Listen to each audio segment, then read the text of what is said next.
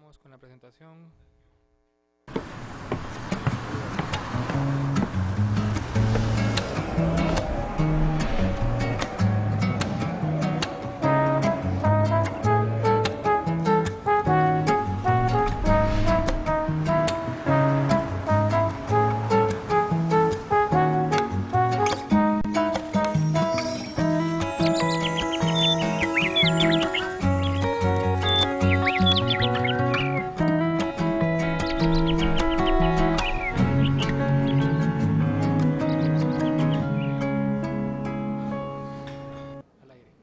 Bienvenidos, estamos en Espacio Público. Soy Álvaro Pop y de nuevo para mí es un honor y un gusto poder participar de este diálogo que intenta encontrarnos en una realidad de país multicultural, en un país en donde la diversidad es en realidad su gran denominador, pero también su gran desafío.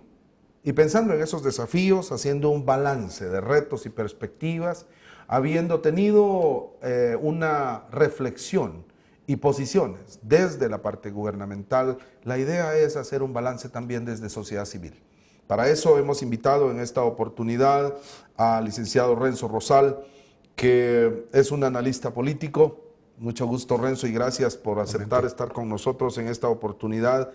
Y estamos precisamente en un año muy particular, 2012, con todas sus características, inicio de gobierno, un calendario maya que está ya teniendo muestras de transformación radical porque termina el 13º Bactum, cuestiones particulares o generales que nos demuestran que estamos iniciando un nuevo proceso.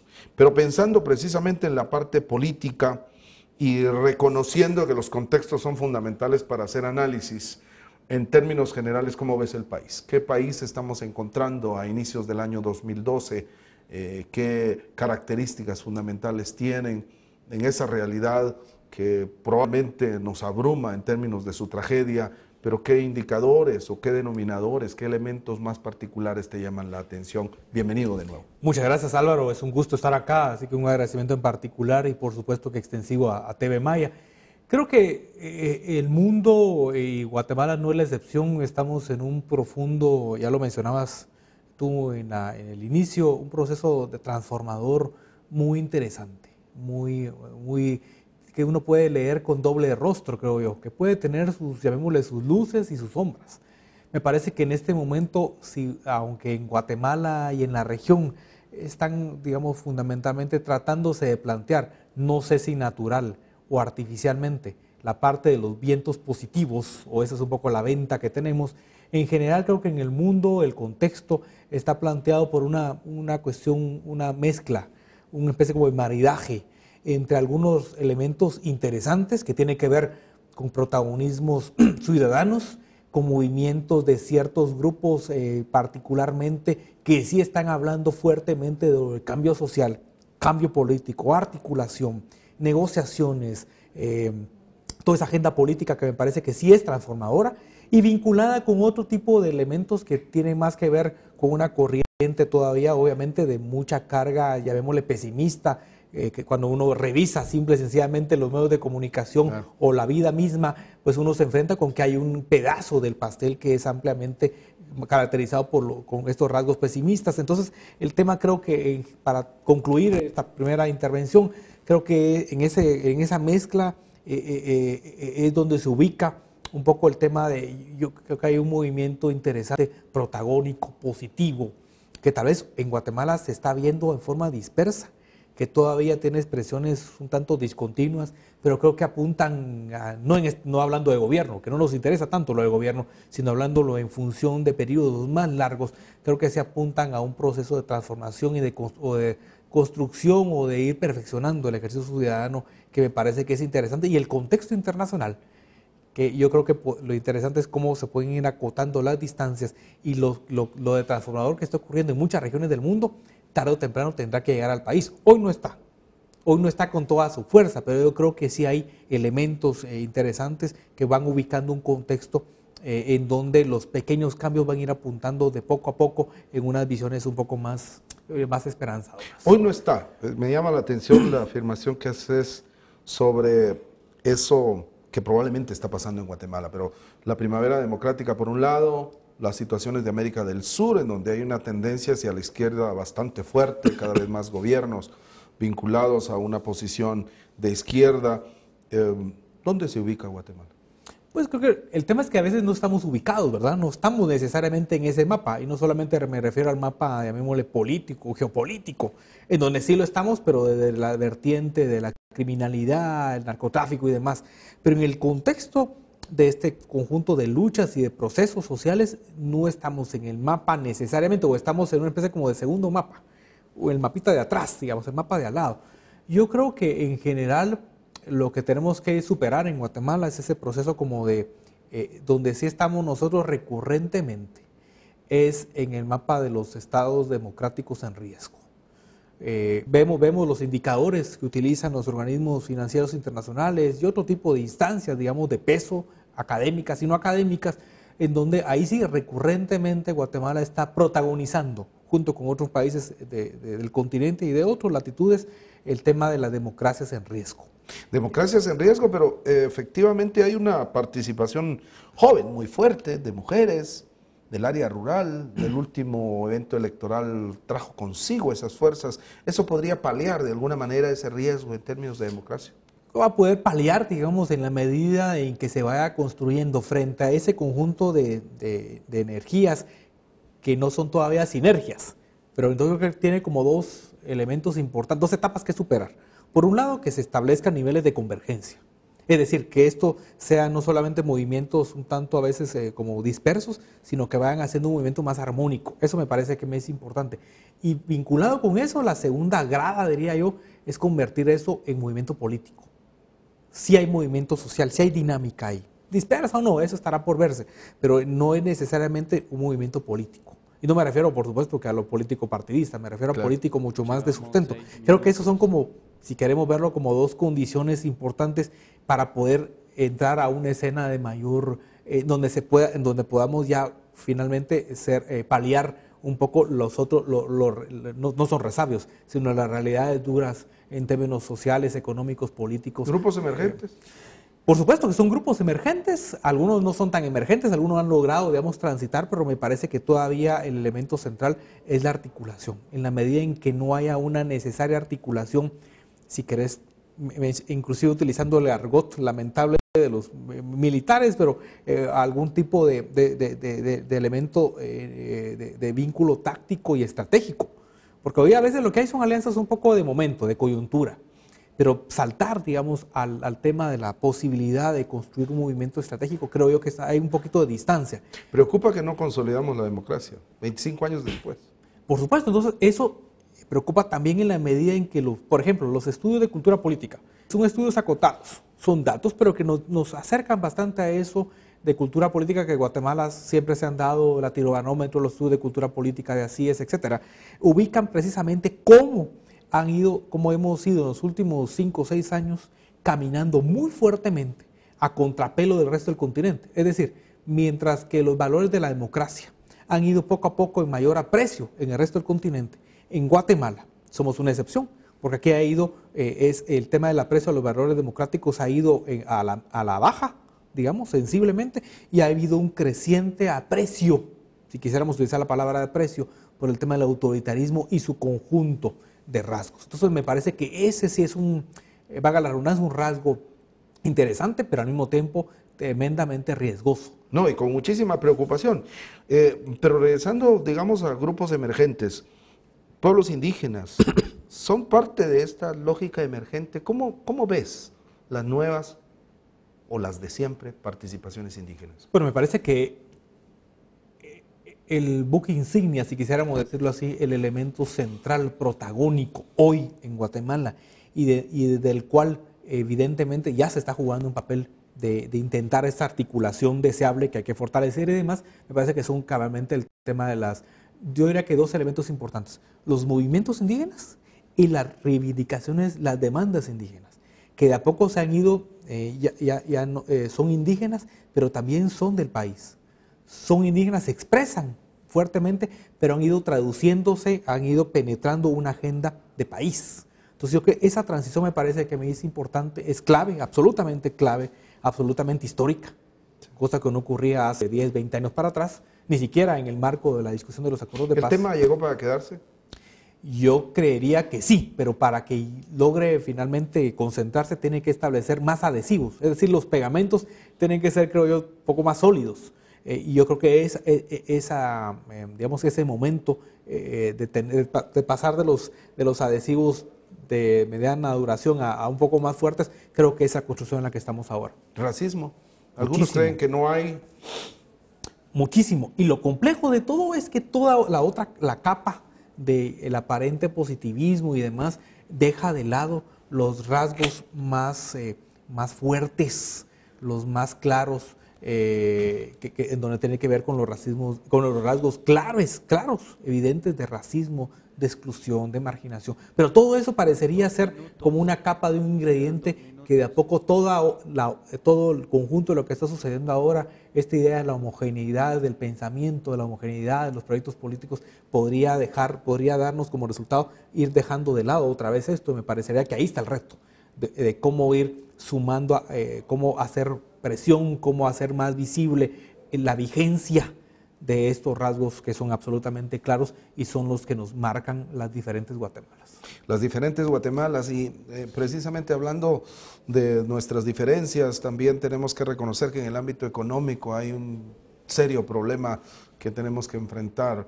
De hecho, el último año Guatemala tuvo un crecimiento económico importante. Somos la región que crece a pesar de las crisis, pero por el otro lado la pobreza aumentó. ¿Qué pasó en Guatemala?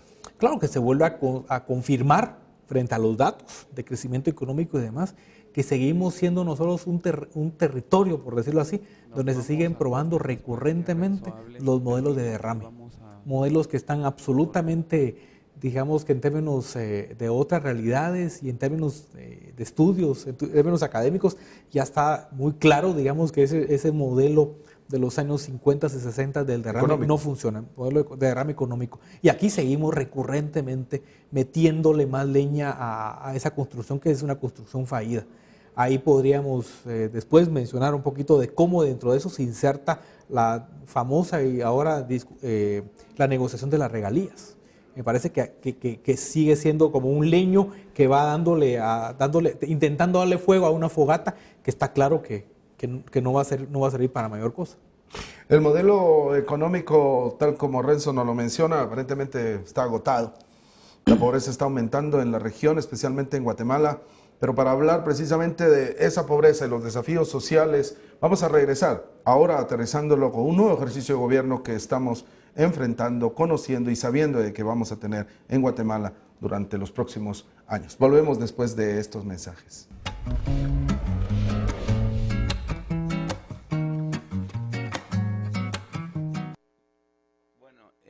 Entramos 3, 2,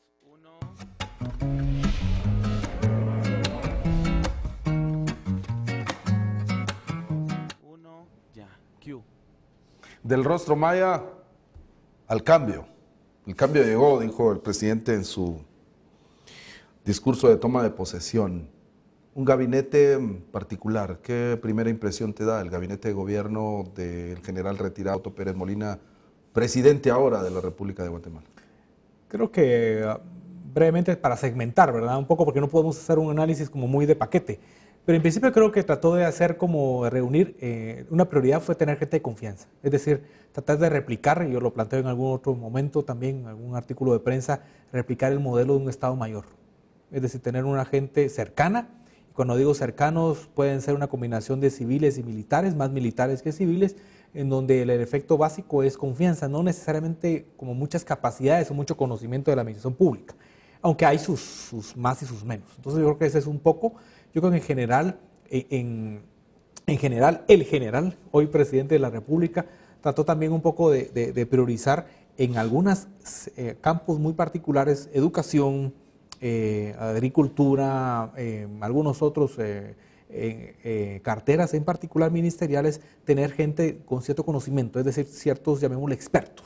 Esa fue como la otra porción. Y por supuesto que siempre queda en el ambiente que tanto hay de pago de pago De de favores campaña, tanto de políticos. favores políticos, y ahí se ubica con elementos de cuestionamiento el Ministerio de Comunicaciones, la misma el Ministerio de Relaciones Exteriores, que juega un papel absolutamente Ministerio capital. de Salud. Pero en cualquier caso creo que esa es una porción. Salud especialmente. Salud también, aunque en salud se entremezcla no solamente el pago de favores, sino también de cara al tema de Caso de fortalecimiento del carácter privado que comienzan a tener los ministerios sectoriales, es decir, como comunicaciones, salud, defensa, gobernación, son los grandes alimentadores de muchos proveedores privados. Entonces creo que ese es un poco un rasgo si uno comienza a ver en principio en el gabinete. Lo que sí vale la pena señalar con mucha fuerza es que es un elemento no solamente simbólico, sino real, es tratar de darnos la imagen de que tienen control de la cancha. Es decir, que esto no se preparó como ha sido histórico en el país, se planteó a la carrera además, sino que ya venía muy bien pensado.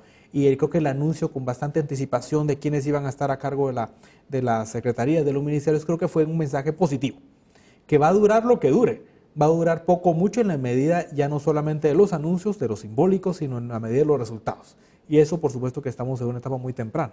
Muy organizado el proceso de la transición. Nombraron a alguien que lo administrara y se dio un encuentro entre ministros entrantes y los que estaban saliendo. Un proceso que dejó algunas dudas, como el tema de la deuda flotante, que al final nadie entendía de qué se trataba. Pero en general, ¿cuáles son las cosas que heredan, las cosas positivas o negativas, los saldos que toma este gobierno de la administración anterior? ¿De dónde se puede agarrar tanto en términos de deuda como de activos, en términos del nuevo ejercicio de gobierno? Creo que un primer elemento de dónde se agarra tiene que ver con mucho de los pendientes. Es decir, se agarra mucho de la agenda pendiente real o que se planteó así mediáticamente, que dejó los saldos negativos del anterior gobierno son los primeros asideros del nuevo gobierno. Ese es un primer lado. Lo otro de donde se agarra obviamente es de un conjunto de ofrecimientos de orden electoral en donde sobresale obviamente todo el tema de la agenda de seguridad.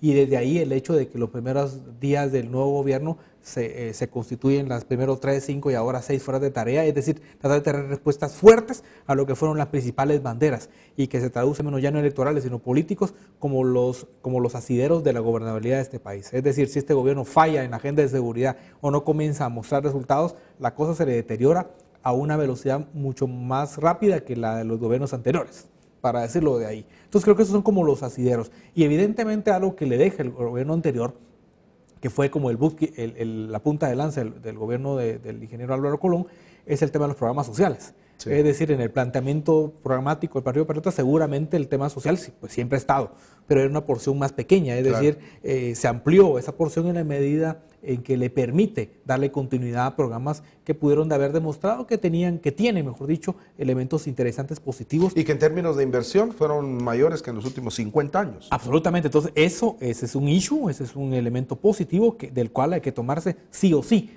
aunque inicialmente en el diseño del programa del Partido Patriota no lo estuviera. Y para darle seguimiento, la respuesta que se ha dado, como vemos, es el hecho de tener un ministerio. Saltamos de programas, que era la suma de los ejercicios de diferentes ministerios, a un ministerio que va a tener mandato legal exclusivo en el desarrollo social. De hecho, así se llama. Sí. ¿Cómo calificamos ese desarrollo? Pues en principio creo que es, digamos, la aprobación además bastante rápida en el Congreso de la República, es que pasó su prueba de fuego, un primer rechazo, luego un segundo ejercicio. Correcto, pero finalmente hoy, digamos, a dos, 3 semanas del ofrecimiento del haber tomado posesión, ya es una realidad. Entonces, en concreto, creo que eso responde al ofrecimiento, a uno de los 2 ofrecimientos, que es institucionalizar los programas. Se vendió muchísimo que los programas anteriormente tenían como 2 grandes espacios de erosión, 2 grandes debilidades. Por un lado, que no eran institucionalizados, que estaban dispersos y que estaban por ahí a la buena de Dios. Y por otro lado, el tema de la transparencia. La transparencia estará por verse, eso es una agenda pendiente, pero la institucionalidad se ha entendido tradicionalmente en el país por convertirlos en una institución. En este caso, qué mejor que un ministerio. Pero eso hay que tener cuidado, no es solamente eso. O sea, el haberlo ahora convertido en un ministerio es un punto importante, positivo, no hay que dejarlo de lado, pero no lo es todo. La institucionalidad no es solamente eso. Ahora habrá que ver en el diseño que encabezará la ministra Lucy Lainfiesta cómo ese conjunto de programas se van a poder meter dentro de un modelo de gestión. El presidente Otto Pérez planteó en su discurso presidencial un asunto que es absolutamente capital, que es el cambio del modelo. Él dijo, vamos a dejar de lado el modelo clientelar, y ahí obviamente resuena mucho para estos programas de cohesión social, y vamos a poner en marcha un modelo de gestión pública, el tema de gestión por resultados. Que de alguna manera el tener un superministerio no parece la respuesta. Saltar de los programas que tienen acciones y recursos de otros ministerios, pero manejados por una persona, convertía de manera poco ortodoxa una serie de respuestas a unas necesidades enormes del país en el ámbito social. Pero convertirlo en un ministerio nos hace tener un ejercicio en el cual las responsabilidades presupuestarias de este ministerio son enormes, mucho más que el Ministerio de Educación o de Salud juntos, porque es la pobreza del país. Y este riesgo, desde el análisis que hemos hecho, nos lleva a pensar en otro fenómeno clientelar de otra manera. ¿Es efectivo? ¿Coincidimos en ese análisis? ¿O qué pensás de ese riesgo en términos de hacer un superministerio? Que fue lo que efectivamente sucedió con el programa en la administración anterior. Totalmente de acuerdo, es decir, las posibilidades de replicar un modelo clientelar con algunos elementos superficiales distintos está a la vuelta de la esquina.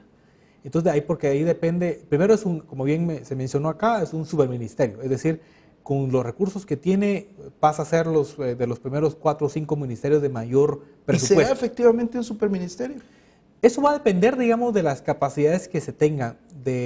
Yo creo que apuntarían en una respuesta positiva de ser un superministerio, no solamente por el indicador de recursos, que son más de mil millones de quetzales, sino además porque la naturaleza, y ahí creo que lo vinculamos mucho con la presencia a nivel territorial.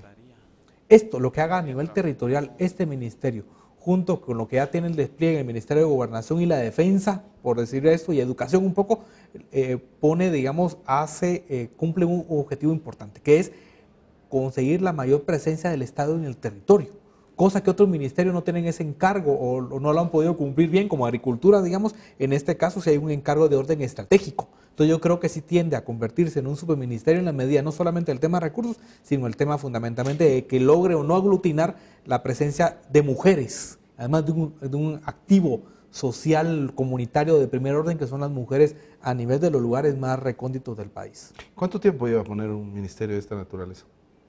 Digamos, un diseño de esa naturaleza, en el caso guatemalteco, no llevará menos de 2 o 3 años. Ponerlo en marcha con los engranajes mínimos. Es decir, tendremos este programa social y la respuesta social de esta administración en 2 años.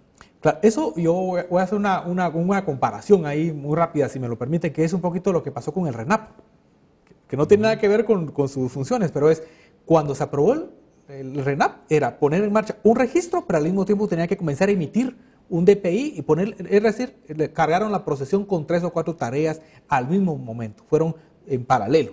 Y eso nos dio como resultado problemas fuertes que ahora se ha logrado mejorar. Hago la comparación con el ministerio porque le estamos encargando, 1, que institucionalice, 2, que maneje, que centralice o que coordine 8 o 9 proyectos, 3, que responda a las demandas a nivel comunitario. Inclusive que instale una infraestructura institucional que obviamente no va a ser rápido. Todo en paralelo, esos y no sé cuántos objetivos más. Entonces eso, ponerlo en marcha, como digo, no en términos sincrónicos, no gradualmente, no, aquí ya hay que entrarle a todos esos frentes. Eso me parece que es una apuesta arriesgada. Si lo comparamos con la inversión y las acciones nuevas que en el ámbito de la seguridad ciudadana se están haciendo, obviamente el resultado va a ser primero resultados en seguridad y luego resultados o acciones, por lo menos, en el ámbito social. Es correcto, pero en este caso el mismo discurso presidencial citó que en paralelo se buscaría, más o menos en paralelo, poner en activo 3 pactos o 3, digamos, líneas de trabajo, para decirlo en 2 platos. El tema de seguridad, también el tema de lo social, pero fundamentalmente lo de hambre cero Esa es una apuesta en donde este ministerio comenzará a tener sus primeros pruebas de fuego, no de continuidad, sino de apuestas nuevas, porque lo de Hambre Cero sí es una apuesta de este gobierno, no es necesariamente no es una herencia. Y después viene todo el tema de desarrollo rural, que también este ministerio está involucrado. Así que en resumen, 2 de estas 3 rutas le pegan fuertemente a este Ministerio Nuevo de Desarrollo Social. Entonces yo creo que el tema de la gestión, y ahí habrá que ver, en resumen, en positivo como guatemaltecos, también no solamente estar atentos y ver lo que pasa ahí, sino en su momento y en lo que quepa también sumarse a algún tipo de esfuerzo. Pareciera que estamos encontrando alguna coherencia entre lo que se heredó como debilidad, que es el tema de seguridad, y lo que también se heredó en términos de potencialidad, que es el tema social. Y a partir de eso, lo social no le están dando toda la prioridad que algunos esperaban, que nosotros esperábamos, y obviamente el tema de seguridad pasa a tener una prioridad fundamental, que de hecho es el mensaje de campaña y pareciera que es la exigencia de la sociedad, especialmente la que votó en los 12 departamentos que apoyaron al Patriota para llegar a la presidencia. Es un ejercicio de lógicas que me parece que empatan. Totalmente, me parece que ese es un resumen muy interesante, y lo que creo que vale la pena, digamos, en síntesis, es ver, es decir, este nuevo gobierno no necesariamente va a ensayar cosas, va a poner en marcha cosas nuevas, novedosas. Lo que va a hacer es darle continuidad a aquello que pinta interesante, darle traducción a grandes apuestas que han sido resabios anteriores y poco más. Y darle un poco, creo que lo que busca... Quizás la reforma fiscal. La reforma fiscal, pero que tampoco es necesariamente nueva, sino es un poquito un refrito. Más de lo que hemos venido arrastrando y que hay que terminar. Terminar como este bloque y regresamos después de estos mensajes.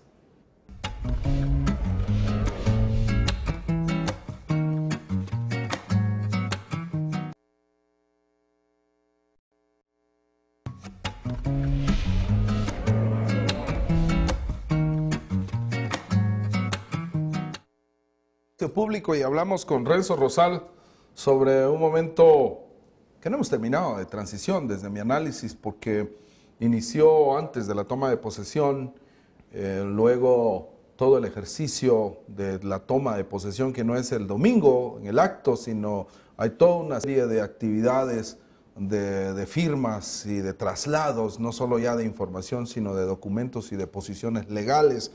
Y esto probablemente no ha terminado, y hablábamos precisamente de eso como una de las novedades también, diría yo, porque el que lo hayan hecho con la suficiente organización, con alguien que lo administrara y todo este tipo de situaciones que para mucha gente significa un proceso que puede tener nuevas y más grandes expectativas que gobiernos anteriores.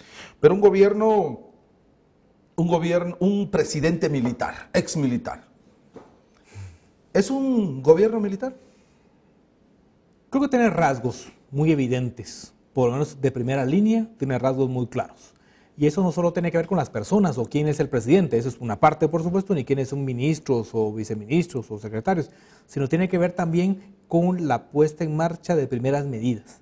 Y las primeras medidas apuntan, digamos, a que hay, si bien no necesariamente, digamos, propuesta militar como tal, sí hay una serie de ingredientes que tienen como origen la concepción de la doctrina militar, la concepción de la puesta en marcha, del modelo militar en otros momentos y en otras latitudes.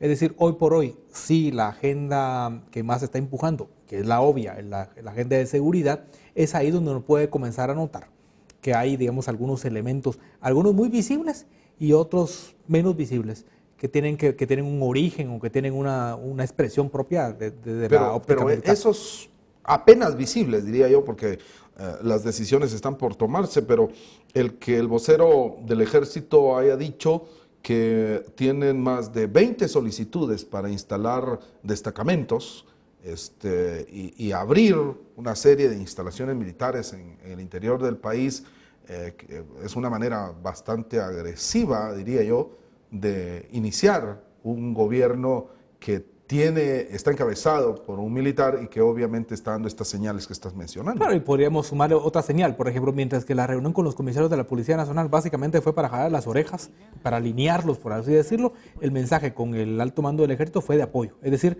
vamos a abrir más presupuesto para poder meter más efectivos, comprar equipo y demás, que puede ser válido, por supuesto, no estamos diciendo que no, pero los mensajes, mientras que a uno jala orejas, al otro le muestro apoyo.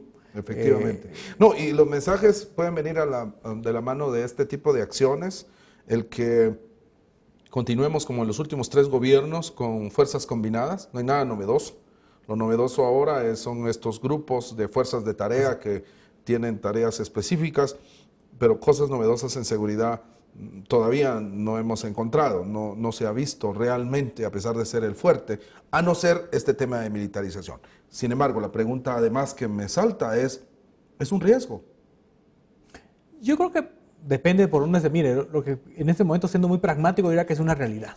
Eso es una realidad, es decir, tratar de buscar soluciones muy pragmáticas y tratar, no simples, sino pragmáticas, es decir, anteponer lo que sea funcional y lo que me permita a mí en una corte de tiempo X, 4 años, ahora menos de 4 años, 3 y fracción, cumplir con resultados. Si esto es A, B, es de color rosado, negro, si viene de donde venga,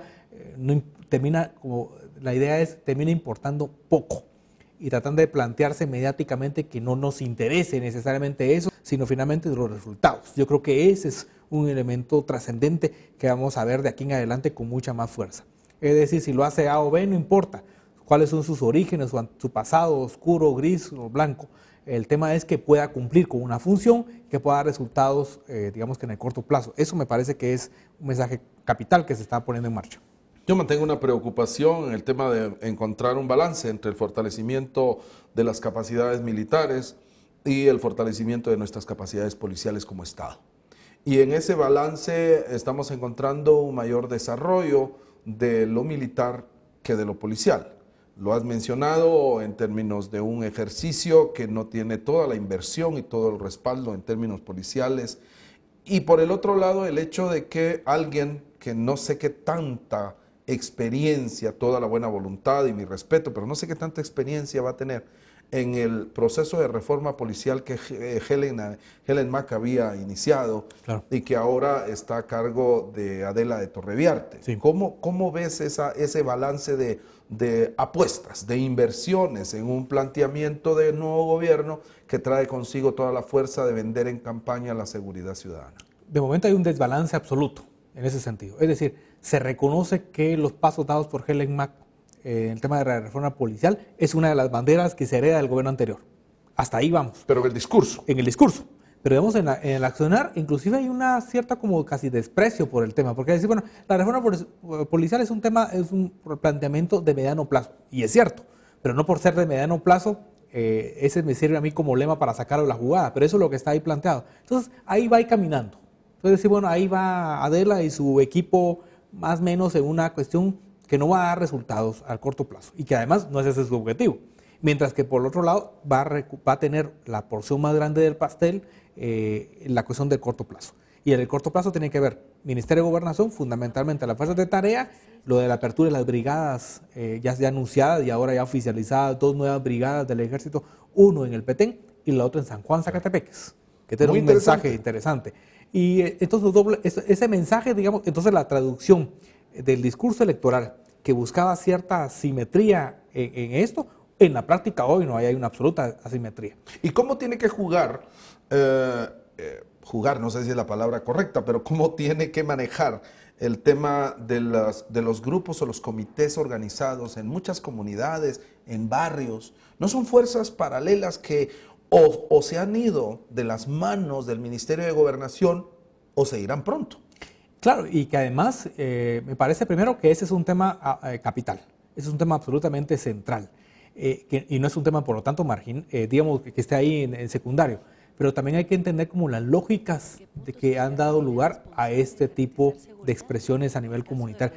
Entonces mi preocupación, digamos, si lo quiero como reducir central, es que hay un planteamiento reduccionista, es decir, todos los comités, porque están metiendo en el bolsón a todos, son un grupo de gente de las mismas comunidades o a veces no de las comunidades que están haciendo un trabajo que no importa si es efectivo o no, pero es un trabajo que está mal. Entonces se califica, se le pone una X encima y por lo tanto lo que hay que hacer es sacarlo de la jugada y tratar al sacarlo de la jugada imponer una presencia del Estado. Da la sensación de más paralelismo, por decirlo correcto, de alguna manera. A mí me preocupa, por ejemplo, en particular, o paramilitarismo. Lo que está sucediendo hoy por hoy, y literalmente es hoy, en Sololá.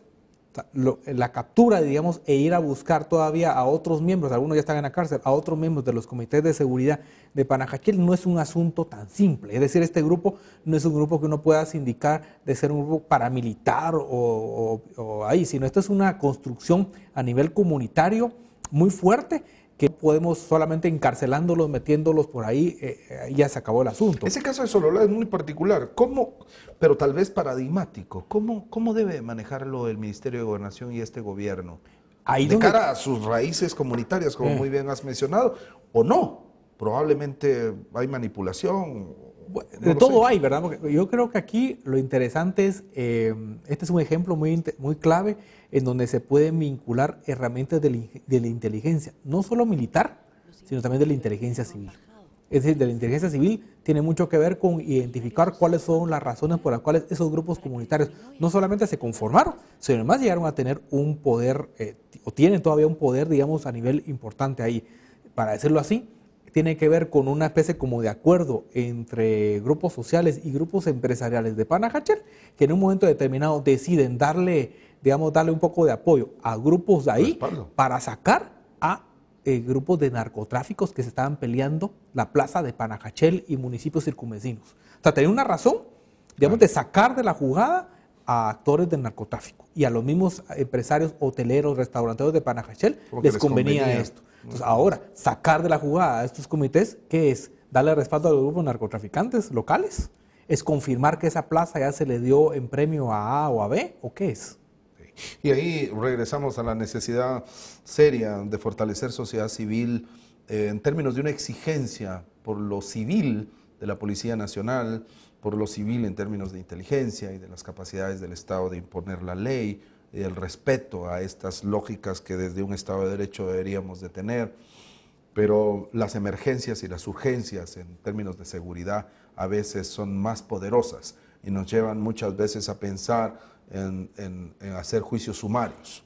¿Cuánto tiene que esperar la sociedad para que esto empiece a tener resultados en el ámbito de la seguridad? Cerrando un poco el capítulo del tema de seguridad, y el cual fue la bandera de presentación de sus últimas 2 campañas del Partido Patriota, ¿cuánto tiempo tenemos que darle de gracia a esta administración para poder empezar a sentir o tener la sensación de que estamos avanzando en ese combate? Creo que los márgenes de maniobra son muy pequeños. Es decir, yo ni siquiera he hablado tanto de que haya un espacio de compás de espera o de gracia, sino yo creo que deberíamos de estar monitoreando de mejor forma a nivel ciudadano, tanto a nivel urbano como fundamentalmente a nivel rural, a nivel local.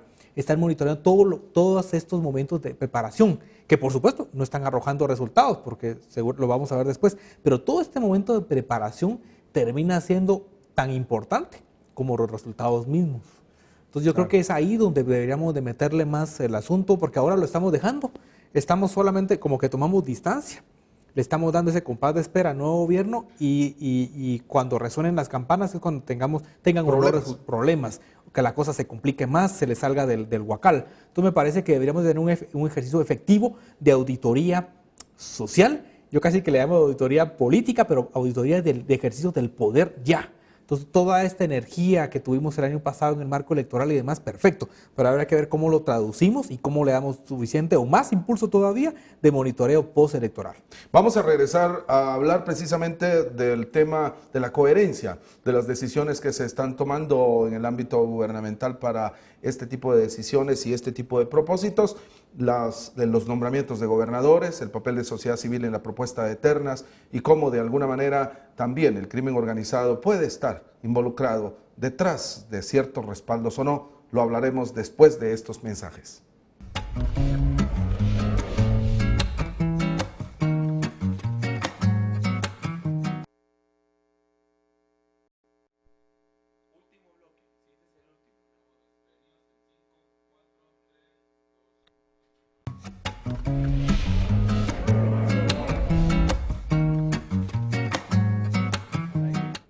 Regresamos a Espacio Público en este último bloque en el cual con Renzo Rosal hemos venido analizando desde sociedad civil su papel como sociedad civil en un gobierno encabezado por alguien que fue militar, y que hay algunos mensajes que nos están demostrando cierta militarización que hemos visto con alguna preocupación, pero también reconocer que desde la sociedad y desde algunos sectores también con expectativa.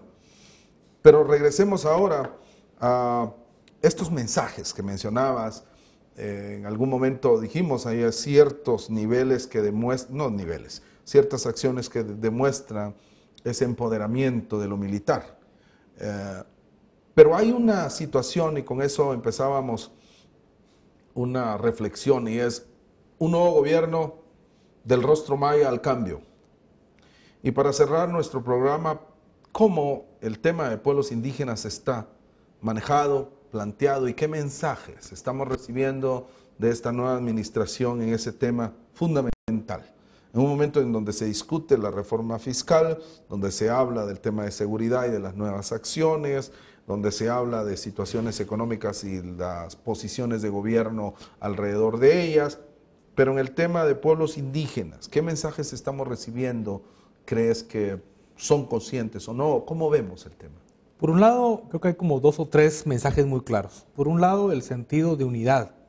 Es decir, claro que un presidente de la República encarna o debería encarnar la unidad nacional, eso está bien en lo formal, pero en lo real, digamos, lo que nos están diciendo desde el mismo discurso es decir, yo no voy a ser un gobernante de A o de B, sino soy gobernante de todo el país. Y para ello, para comenzar, quito la bandera de los pueblos indígenas. Entonces, ese tipo de símbolos y tratar de hacer mencionar el tema de la unidad es parcialmente correcto, llamémosle, pero también puede ser una gran perversión en la medida en que esté tapando de un solo todo lo que son nuestras grandes diferencias.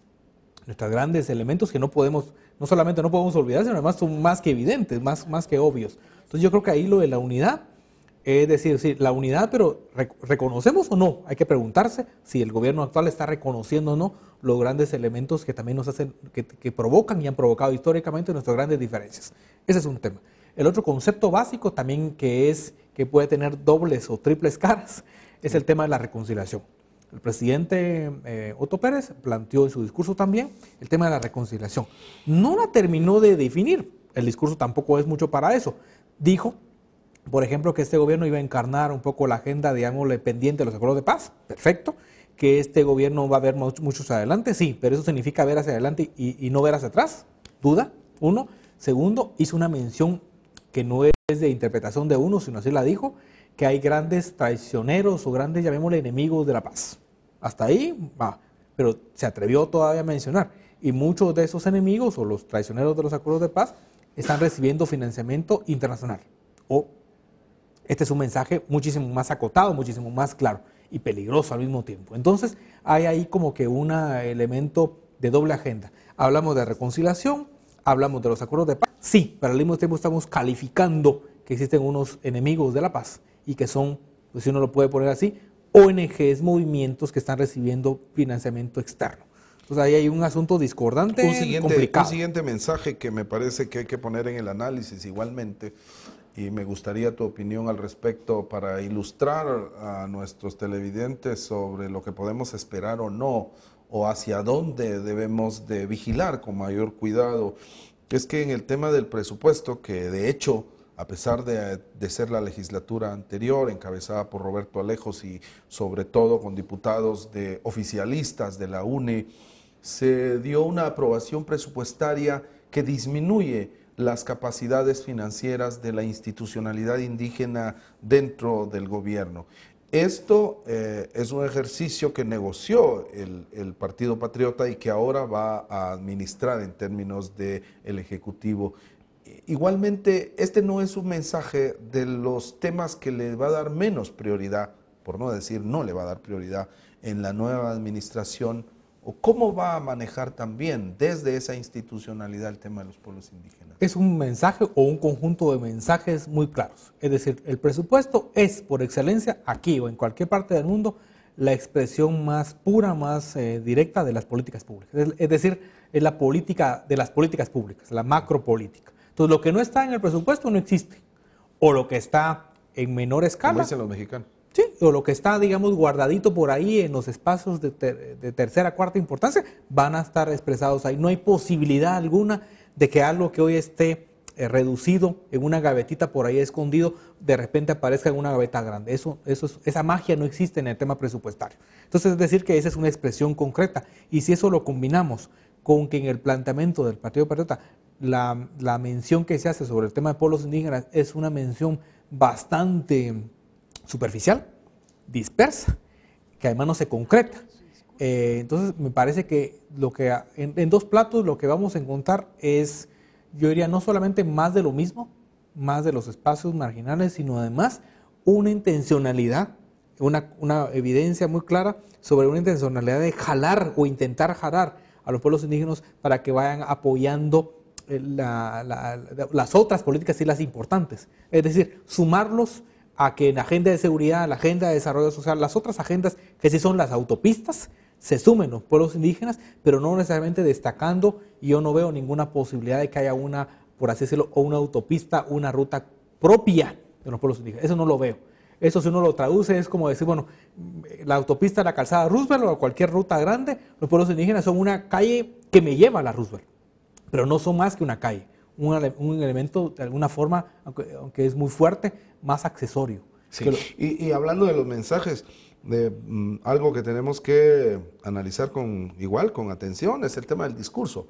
Y ahí el tema del Bactum apareció, y apareció con alguna, muy breve, pero con alguna contundencia. ¿Cómo lo leemos? Creo que primero intentó el presidente Otto Pérez referirse al Bactum como el marco mucho mayor de lo que no se dijo del cambio. Porque se enfatizó en el cambio, pero a la hora de entrar a la definición no se dijo, pero se utilizó la sombrilla del Bactum. Entonces me parece que eso es un mensaje muy fuerte, muy directo, en términos primero de que no hay una definición clara de cambio, porque cuando hablamos de cambio estamos hablando de llevar A a B, o de A a donde sea, pero una ruta. Esa ruta está poco expresada. Lo otro es que hay una recurrencia, como dije, peligrosa al Bactum en términos de un cambio, pero cambio que es como que dice, bueno, cambiemos, pero para que me pueden a mi ruta, porque lo mío es lo rostro distinto del desarrollo, lo que sea, pero no, el Bactum no es eso, es un asunto de una trascendencia y no es necesariamente la traducción política del Bactum, me parece a mí que es, en resumen, una dimensión riesgosa. Porque no es eso, el Bactum no es un planteamiento de orden político. Para nuestros televidentes que quieren saber más precisamente del Bactum, la Academia de Lenguas Mayas tiene más información y ustedes lo pueden accesar, pero igualmente y muy brevemente decir, el calendario maya tiene bloques de años de 400 años y por 13 veces estos 400 años han pasado. Estamos terminando el 13º Bactum y según ese planteamiento desde los mayas viene un siguiente Bactum que inicia un nuevo ciclo, es decir, unos nuevos 400 años, pero empezando de nuevo de uno. Este cambio ha generado toda una serie de especulaciones, algunos incluso de interpretaciones equivocadas, pero tenemos que decir que en las comunidades, en muchísimos lugares, en los hogares de la mitad de este país se maneja, se practica toda una serie de rituales y de creencias alrededor de este calendario. Es una vivencia cotidiana. Y por eso la importancia, porque hay mucha población que está a la expectativa de lo que va a suceder. Igualmente hay una población que dice, bueno, ¿y esto por qué y de dónde y para qué? Me parece que el mundo tiene más interés y más inquietud por el tema del Bactum que los guatemaltecos mismos. Y quizás aquí la necesidad imperiosa de tener una campaña de información que nos ayude a entendernos como guatemaltecos. Campañas que son necesarias para muchas cosas. Por ejemplo, y ahora regresamos al análisis de situación y de acciones, decías que una de las iniciativas que esta administración tiene, y coincidíamos con el tema de la reforma fiscal, ¿qué futuro tiene? ¿Lo vemos probable o va a suceder como los ejercicios anteriores en los cuales incluso se iniciaban diálogos, se sentaban mesas y esto nos llevaba un año, se iba el primer año del gobierno y el segundo obviamente ya no pasaba? ¿Corremos ese riesgo? ¿Eso va a suceder? ¿Cómo ves el proceso de la reforma fiscal? El tema fiscal va a otros pasos, va a una velocidad mucho más alta, vertiginosa, diríamos, ya está en la agenda del Congreso, así que cualquier intento de podernos a discutir y aportar propuestas, mejorar, eso olvidémonos, eso ya quedó atrás y ya será para otro momento cuando esto sea. esta reforma fiscal evidentemente no es un cambio, o no apunta para nada, y esa tampoco es su razón de ser, digamos, a darle darle vuelta al calcetín a toda O sea, la no hay estructura. cambios estructurales, no hay no radicales apunta. cosas que... Lo que apunta es a dos cosas muy concretas. Uno, a darle recursos que permitan oxigenar al mínimo lo que son los ofrecimientos políticos del nuevo gobierno, ya no digo electorales, sino políticos, es decir, todos los ofrecimientos tienen que ir, ya lo mencionábamos, el tema presupuestario, tienen que ir con algún tipo de recursos y va a servir para eso.